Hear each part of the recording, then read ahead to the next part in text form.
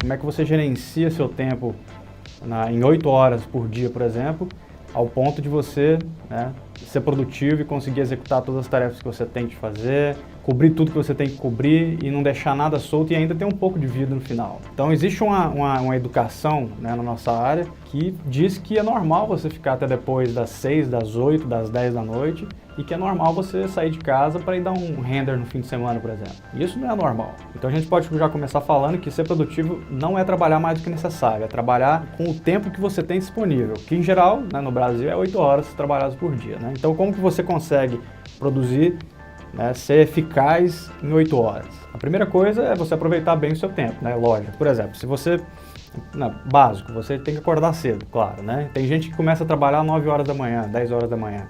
Cara, se você começar às 10 horas da manhã, fica difícil você ser produtivo, né? Mas se você acordar às 7 e começar às 8, você tem muito tempo. Você tem que ter uma métrica, né, durante o seu dia, você tem que acordar um certo horário para que você comece a produzir, né, e produza só naquele horário, 8 horas. Então, um negócio sério também é que a gente acha que trabalhar muitas horas por dia faz com que a gente seja produtivo, né? E isso é mentira, na verdade é contraproducente. Se você trabalha por muito tempo seguido, seu cérebro começa a ficar cansado, isso é coisa básica, né? Então, se você começa a ficar cansado, seu processo criativo cai. Então, na verdade, acaba ferrando com o projeto que você tem e acaba limitando muito alguns resultados no final. Mas, como tudo, né? Se você souber administrar isso aí, você consegue extrair bons resultados em um curto espaço de tempo, né? Como se você dilatasse o tempo ali, você tem 8 horas por dia, você dilata esse tempo e faz ele render um pouco mais. E para render um pouco mais, você tem que seguir certas diretrizes que você pode criar sozinho, que é o meu caso. Eu comecei a sacar algumas coisas. Quando eu entrei nessa área, a primeira coisa que eu fiz foi meio que fazer um compromisso comigo mesmo, assim, tipo, ó, não vou trabalhar depois de tal hora, né? Tipo, depois das 5 da tarde eu não vou mais trabalhar. E por quê? Porque, porra, né, velho, eu tenho família, né? Eu tenho mais coisas pra fazer em casa, eu tenho algum filme pra assistir, eu tenho série pra assistir, eu tenho videogame pra jogar, eu tenho que ficar olhando pra cima, eu tenho livro pra ler. E tudo isso a gente acaba perdendo se você não segue, né, disciplinado com algumas coisas. E parece pouca coisa, mas se você perde isso, você perde muita coisa do seu processo criativo, porque todas essas coisas que eu falei aqui agora ajudam a gente a ser criativo no final. Então, na verdade, produtividade é um negócio bacana, porque se você consegue criar essa métrica no seu dia, na sua semana, né, e fazer ela funcionar mesmo de forma eficaz, você fica uma pessoa muito mais light. Para você ser produtivo, você precisa se permitir fazer outras coisas que não seja só o próprio motion design, porque isso meio que te liberta, né? O Henrique Baroni fala um negócio muito doido numa entrevista que a gente fez com ele, que ele fala que para você ser criativo, você não pode ser criativo o tempo todo. Então a gente pode aplicar isso também em produtividade. Para você ser produtivo, você não pode estar o tempo todo produzindo, né? Você precisa afastar um pouco às vezes e deixar a coisa rolar.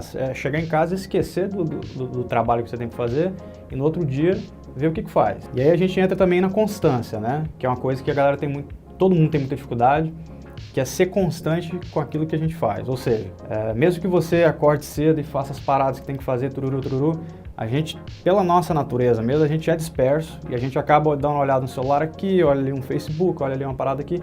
E isso tudo faz o quê? Faz com que você perca a constância do que você está fazendo. E aí quando você pulveriza ali as ideias que você estava concentrado, você perdeu o foco. Você tem que se conhecer como profissional, como pessoa, para você saber até onde você pode ir. Por quê? Porque senão a gente acaba pegando projetos muito grandes que desafiam não suas habilidades, né, mas desafiam a sua vida.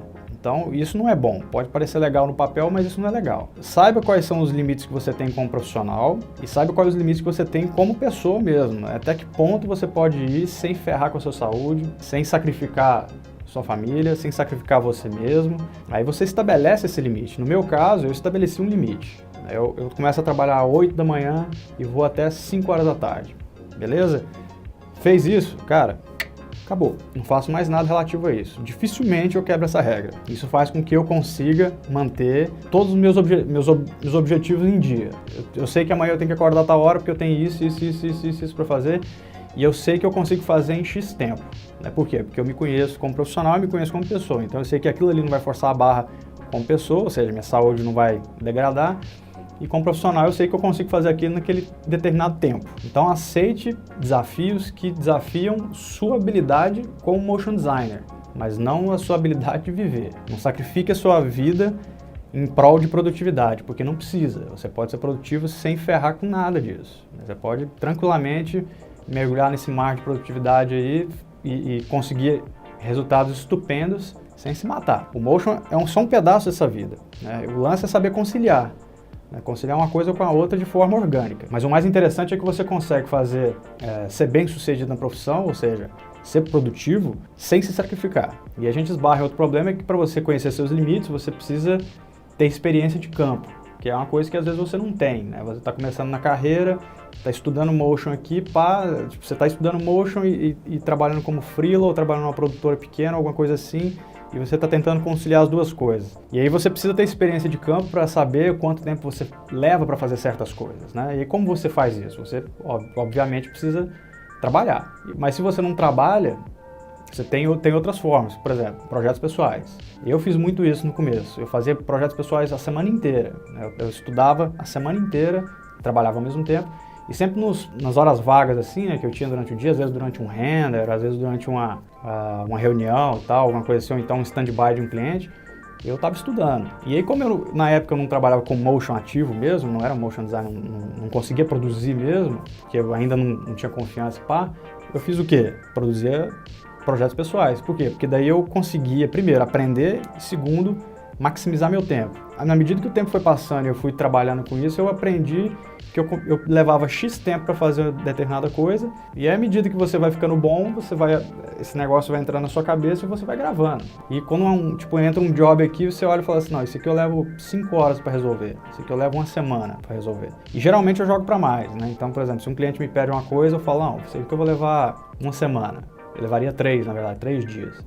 Mas eu jogo para mais porque pode acontecer algum imprevisto. Então isso também é bom nesse sentido. Se você conhece o seu fluxo de trabalho, você sabe o que você consegue produzir em um certo tempo, né? Isso é bom até para você passar um orçamento. Um truque que eu sempre usei muito e que hoje em dia eu uso pra cacete é dividir projetos em bloco, né? Se chega aqui agora uma animação para eu fazer de 1 minuto, motion design puro, começo ao fim. A primeira coisa que eu faço vou começar a animar, eu divido o projeto de uma forma que eu vou trabalhar nele por etapas. Ou seja, eu preciso animar 20 segundos por dia para eu criar essa meta, né? Ou então 10 segundos por dia, bem animado. E vai, cara. E aí você não pode passar de X horas da tarde, tipo 5 horas da tarde. Você tem que animar das 8 às 5 da tarde, 10 segundos. Tem 2 projetos rolando? Abaixa a métrica. E aí você vai adaptando uma coisa com a outra para conseguir manter o seu ritmo de trabalho sem desesperar muito, né, sem se sacrificar muito, e que no final do dia você abra a porta e vai embora. Uma parada interessante também de destacar é que se você cria uma meta diária de produção, digamos que você produza lá 10 segundos por dia de animação naquele job nosso lá. Se você mata essa métrica antes da hora de sair, vamos dizer, 5 horas da tarde, o que você vai fazer? Vai fazer mais animação no dia seguinte? Você pode fazer. Mas eu, particularmente, não faço isso. Eu paro de trabalhar e vou fazer outra coisa. Sei lá, projeto pessoal, vou passear. Porque é importante quando você estabelece meta, que a sua meta tenha margem de segurança, né? Então, se você fala que vai produzir 10 segundos por dia, quer dizer que, na verdade, você pode produzir 15 no mesmo tempo, ou 20. Então, você tem uma média de segurança ali. Por quê? Porque se der um imprevisto lá na frente, né, tipo, o prazo reduziu 2 dias, não tem problema, eu consigo fazer nesse dia aqui 20 segundos e nesse dia aqui 20 segundos, já equivale em 2 dias a 4. De novo, você precisa se conhecer como profissional de forma muito clara para você saber até que ponto você consegue ser rápido, né? E rápido, às vezes, né, obviamente levando a qualidade junto com a velocidade, né? E aí quando você cria essas métricas, você pode estabelecer ordem de importância, né? Por exemplo, se você tem um projeto lá que tem um personagem para animar, você tem, nos 10 segundos que você tem por dia de animação, você tem que animar esse personagem aqui, qual que é a parte mais difícil da animação? É o personagem, então faça ele primeiro. Então você começa animando o personagem, depois você vai pro resto. Ou seja, às vezes você não vai conseguir matar essa animação inteira por causa desse personagem, mas não importa, pelo menos você já animou o mais difícil, que é o personagem. Sempre estabeleça, assim, ordens de prioridade, né, dentro do seu projeto, né, dentro do que você tem para fazer. Se você pegar um projetinho besta, um VT besta que você já fez, alguma coisa assim, e você criar essa mecânica dentro dele, você vai ver que funciona perfeitamente.